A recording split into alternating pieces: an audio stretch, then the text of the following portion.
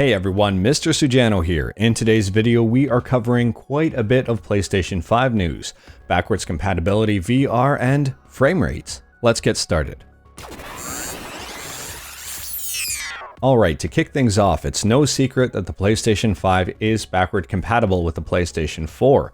Sony released some information today about the games that aren't going to be backward compatible. So here's the list of games that are not going to be compatible on PlayStation 5. There are 11 games in total, and as you can see here, none of them are really system sellers. As a matter of fact, Joe's Diner was rated the worst breakfast ever. Now in terms of backward compatibility for hardware, the new DualSense controllers will be able to play PS4 games, but the DualShock 4 will not be able to play PS5 games. However, if you do have a racing wheel, an arcade stick, or a flight stick, those will be forward compatible for the PlayStation 5. Interestingly enough, PlayStation VR will be forward compatible to the PlayStation 5, except for the camera, but they will be releasing an adapter to make the camera compatible. Unfortunately, the new HD camera will not be compatible with PSVR stuff. And lastly, the PS5 will not support the PS4 second screen app, game companion app, or the headset companion app. So overall, in terms of backward compatibility, it will be there, it just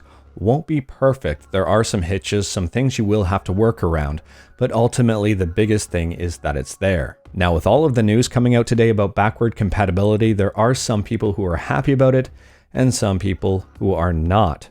And I will say, it doesn't necessarily matter what news comes out, there's always going to be someone who's impossible to please. They'll find something in it they don't like, and they get very vocal about it. There are a lot of people today vocal about the fact that it's not necessarily a perfect PS4 experience on the PS5, but I will say the positive people here kind of win the argument. Even with the nuances of playing some of the PS4 stuff on PS5, the overall experience might be better.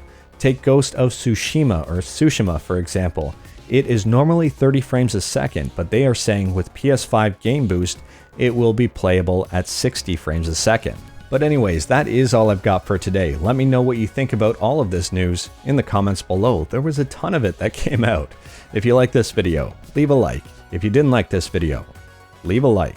Hit that subscribe button, check out my other videos. Thank you everyone, take care.